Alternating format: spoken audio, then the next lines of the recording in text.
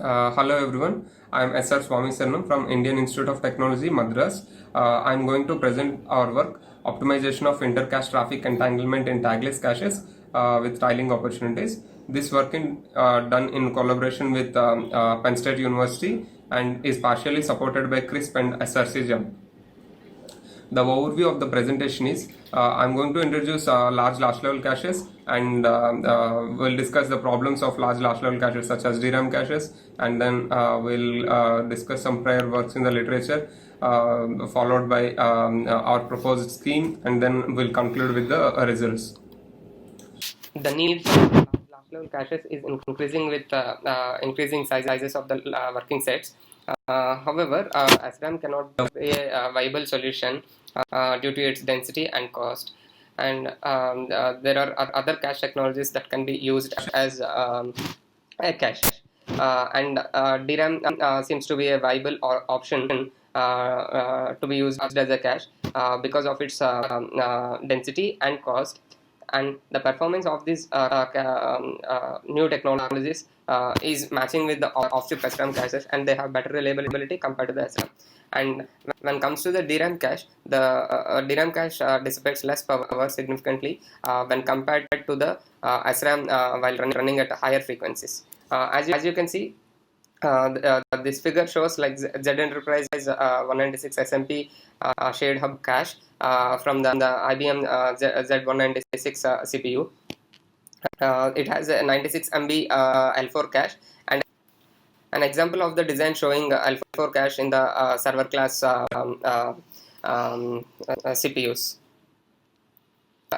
However, large LLCs comes with their own challenges, such as they require high metadata storage. The metadata includes bit replacement information, value bit, and coherency information, and they have high access latency.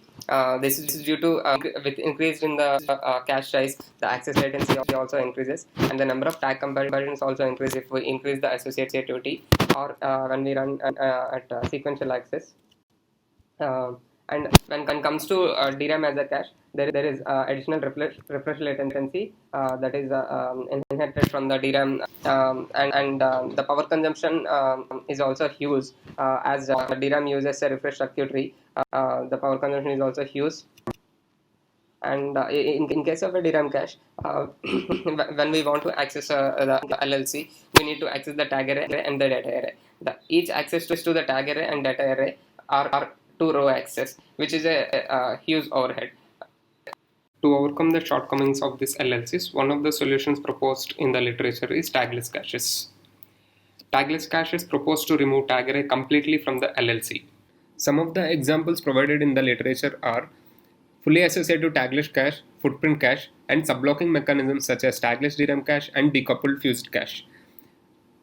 These subblocking mechanisms use the concept of large cache block or a super block. A large cache block consists of multiple standard cache blocks which are of size 64 bytes, and they eliminate the need for storing a tag for each of these blocks present in this super block. So a single tag can identify this super block, and inside that they index using the subblock index. As the name itself suggests, tagless caches remove the complete tag array from the cache. So to identify a data, we need to have a mechanism. That mechanism is they use a representative block in L3 that can locate some information, some extra information related to this cache block in the L4 cache. However, this technique comes up with some constraints such as lifetime of the cache block present in L3 and L4 and what data can we place in L3 and L4. Let us see tagless DRAM cache technique in detail. Tagless DRAM cache uses SRAM at L3 and DRAM cache at L4. SRAM at L3 is also called as LLSC or LLC, last level cache or last level SRAM cache. TDC technique uses LLC tags to locate data in the DRAM cache. If a cache block is present in LLC, that means its corresponding super block is present in DRAM cache.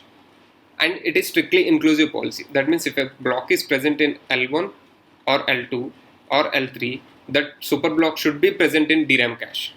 This technique uses one-to-one set mapping between LLSC and DRAM cache, which means if a block is present in set I of LLSC, its superblock will be present in set I of DRAM cache. Due to this one-to-one set mapping, TDC adopts a different address mapping scheme compared to the traditional caches. In traditional caches, the address mapping is such that consecutive blocks are mapped to the consecutive sets. However, in this case, multiple blocks which are consecutive are mapped to the same set. To accommodate this, we need to make changes accordingly. In traditional cache, the address is decomposed into tag, set index, and block offset. However, in TDC, the address is decomposed into prefix tag, set index, subblock index, and offset. Subblock index is used to identify a block inside a superblock, and prefix tag and subblock index are combinedly used as tag in the L3 cache of tagless DRAM cache. TDC enforces the rule to evict a superblock whenever its last block is evicted from L3 cache.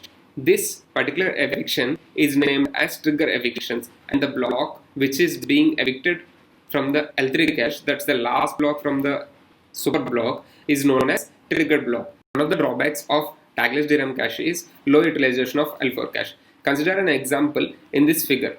Let's say DRAM cache and LLSC are 8-way associative and only 2 superblocks are present in DRAM cache.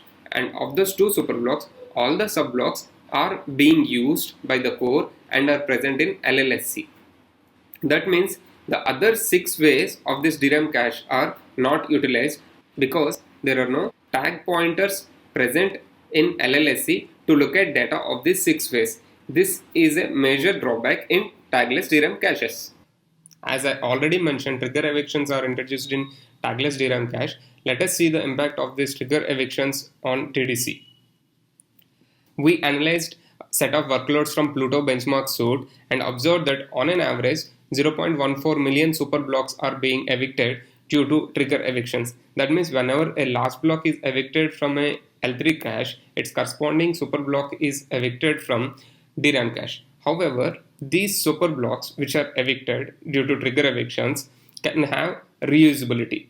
So to observe reusability, we calculated what is the number of re-access in these evicted blocks, and it is observed that 91% of these evicted superblocks are fetched into L4 cache from memory and are being used.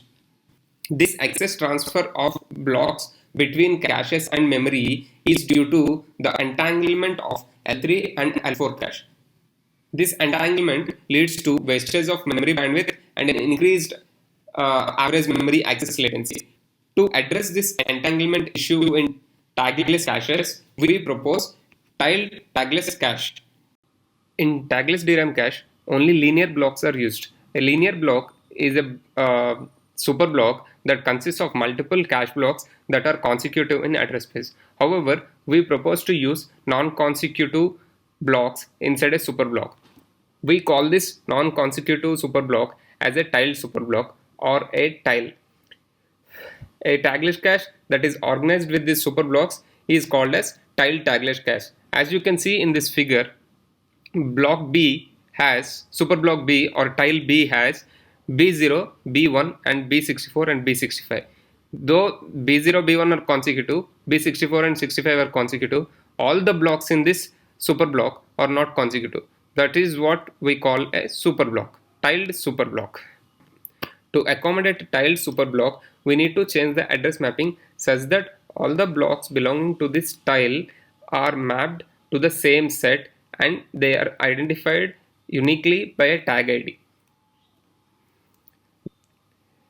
So the address mapping is shown in this figure, address mapping in TTC, where TTC is tiled tagless cache. So the address is decomposed into tile tag, set index 1, row index, set index 2 and column index. So tile tag uniquely identifies a tile inside a cache. However, inside the tile we have multiple blocks. So those blocks are identified using row and column indices. Generally, in an address, set index bits are selected consecutively. However, to accommodate multiple sets of blocks inside a super block that are non-consecutive, we have to decompose this set index into two parts, which are known as set index 1 and set index 2. Set index 1 and set index 2 bits are combined to generate the set index that is indexed into L3 cache and DRAM cache. As we already mentioned that there is a one-to-one set mapping from L3 cache and DRAM cache, the set index and other address mapping scheme information is similar in both the caches, except that DRAM cache stores tiles instead of cache blocks. A representative block is a block that holds the metadata of a tile in L3 cache. This can be the last block, like the triggered block in TDC. The search algorithm is shown in this figure. Whenever there is a miss in L2 cache, its request is sent to L3 cache. In the lookup in L3 cache is done in 2 steps: matching the tile tag and matching the row column indices. If matching a tile tag and row column indices is observed, then it is a cache hit in L3 and the response is forwarded to L2 cache. However, if only tile tag is matching, then the condition is the representative block is present in L3, but its corresponding block, the block which is requested, is present in L4 cache. So for this case, we fetch the set index and way index from the L3 cache and use this information to identify the block in L4 cache. And once we identify the block in L4 cache, we forward this respective block to L3 and then to L2. However, if the tile tag is not matching, that means the representative block is not present in L3 and we need to fetch the complete tile from main memory and place it in L4. We propose 2 techniques to address inter-cache entanglement. One of them is RBC, restricted block caching. In restricted block caching, we set a threshold on the number of blocks from a tile that can be present in L3. This helps us accommodate more tag pointers or representative blocks in L3, and in turn it results in better utilization of DRAM cache. The threshold is defined as number of blocks from a single L4 tile that can be present in L3 cache.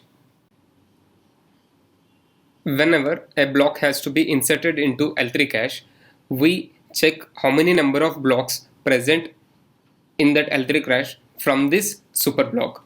So we divide the set into 2 disjoint set. One is C, which contains all the blocks that does not belong to this tile A, and CT, where all the blocks that belong to tile A are present. So if the cardinality of CT is less than the threshold, then we need to select a block from this set C. If the cardinality of CT is equal to threshold, then we need to evict one block from this CT. So if the threshold is met, we select a block from CT. If the threshold is not met, we select a block from the C. And once the block is selected, we write back that block to L4 and we insert this block. And if the block selected from C is a representative block in L3, that means the tile has to be evicted from DRAM cache. If the block is not a representative block, we can just write that block to L4 cache. However, the threshold may lead to frequent replacements in L3 and thus increasing the bandwidth. To target this, we propose victim tag buffer caching. In victim tag buffer caching, instead of putting a constraint on the L3 cache, we insert a new buffer which is called victim tag buffer that stores all the evicted blocks metadata, partial metadata. So when you evict a block from L3 cache, we check if it is a representative block or not. If it is a representative block, we store it in VTB. When the block is stored in VTB, the lifetime of the block is increased. That means if the lifetime of a block in L3 level is increased, the lifetime of the tile is in turn increased. This helps when the program has high reuse. Let us look at the insertion policy employed in VBC. So whenever a tile has to be inserted in L3 cache, we select a victim from the L3 cache. If the victim is dirty, we write it to L4 cache, and if the victim is a representative block, that means that is the last block from the tile in L3, then we need to insert this block into VTB. And while inserting into VTB, we follow a LRU policy, and if the VTB is full, we evict the LRU entry, and if the VTB is not full, if we just insert into the VTB. If the VTB is full, we select the LRU entry, and for the LRU entry, now we remove the tile from L4 cache. To remove the tile from L4 cache, we need to make sure there are no blocks from this tile V dash in L1 or L2. So whenever we remove this V dash from VTB, that means tile is being evicted, and so there shouldn't be any blocks from this tile in caches above L4. That means L1, L2 and L3. So we have to make sure we evict all the blocks of this V dash from L1 and L2 and evict the tile from L4. So this delays the eviction of tiles from L4. In turn, it decreases the effective bandwidth loss. Here we consider different tile orientations. We propose to use these different tile orientations and try to match the orientation of the software tile with the hardware tiles. We use the concept of iterator space tiling, where by converting temporal reuse in the outer loop to data locality. Consider this array of size 8 x 64, where each element in this array is double size. That means 0 to 7 blocks that are consecutive in this row are mapped to the single cache block, and each cell in this matrix shows one cache block. And when all the cache blocks are consecutive, then the orientation is 1 by 8, 1 row and 8 columns. And when all the cache blocks are in column measure order, then the tile orientation is 8 x 1, and we have other tile orientations such as 4 x 2 and 2 x 4. Here 8 x 1 tile orientation maps to software tile 8 x 8, where we have 8 rows and 0 to 7 8 elements. Software tile 8 x 8 is mapped to 8 x 1 of the hardware tile, and we expect to see highest utilization and high performance in this case. We in our technique, we consider canonical tiles, where in a program, if we have multiple nested loops, we consider the GCD of all these orientations, use the tile as the tile size in the program. And here we show the address mapping to support these different orientations, and select one of these many orientations. When the hardware tile size is 1 x 8, we have to select the bits 6, 7, 8, and these bit lines are used to select the row and column index. And when the tile orientation is 1 x 0, we need to select 2 bits from this end, where 15 and 14, and 1 bit from this end, which is 6. So depending on the tile orientation, we have this address mapping logic that selects the corresponding row column index and set index as well. And set index bits 1 and set index bits 2 are combined to generate the complete set index to index into L3 cache and DRAM cache. We use Pluto tool to generate the tiled source code, and a new instruction is also proposed to communicate this software tile size to the L3 controller, so that hardware tile is matched to the software tile. Currently, only static hardware tile configurations are supported. Static hardware tile configurations mean once the hardware tile size is set, the hardware tile size is same across the complete program. And to support the dynamic hardware tile orientations, we need to pass this tile configuration for each nested loop. However, this creates data duplicates and needs to be handled separately. We use Gemfy simulator, and we compare our techniques RBC and VBC with the adapted TDC. TDC is a strictly inclusive policy, and we use a strict non-inclusive and non-exclusive policy, and we adapt TDC to support this non-inclusive, non-exclusive policy for non-linear access, and we compare these two techniques.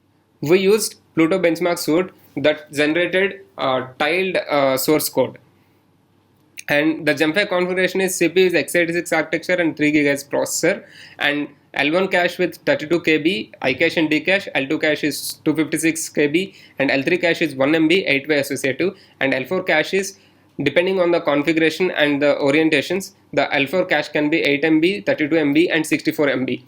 And the block size at L1 and L2, L3 is 64 bytes and 512 bytes, 2 KB, and 4 KB, respectively, in L4 cache. The results presented here are for 8 MB L4 cache. And we observe that RBC and VBC improves performance by 16.78% and 15.76% compared to adapted tagless DRAM cache, respectively. Re-references and backend validations are major setbacks for RBC. When the tile is being evicted from L4, its corresponding blocks at L1, L2, and L3 are also evicted. This is called as a backend validation. These two are the major setbacks for the RBC. And for VBC, we observe the triggered evictions are zero for all the workloads and increased L4 hit ratio by 2x compared to TDC. And on an average, the bandwidth consumption in RBC and VBC is reduced by 83.6% and 69.6% over TDC, respectively. And we also did a sensitivity study on RBC and VBC by increasing their sizes. We increased the threshold from one block of one block of a tile to be present in L3 to 4 blocks of a tile to be present in L3. And we observed that by increasing the threshold, the performance is getting better and the L3 miss rate is decreasing, decreased respectively. And by increasing the VTB size, there is a significant improvement in the bandwidth. However, the performance is not impacted in VBC 8K to 16K, as the total number of tiles in the L4 is equal to 16K. So a VBC of 8K is sufficient to minimize the triggered evictions to 0. And we also tested the 32x and 64x configurations. The cache sizes for 32 and 64x are 32 MB and 64 MB respectively, and we observed a speed up of 0.3 and 1.8 for 32x and 0.6 and 0.8 for 64x respectively. And this particular techniques address that entanglement issue efficiently by reducing the bandwidth significantly for both the configurations over TDC.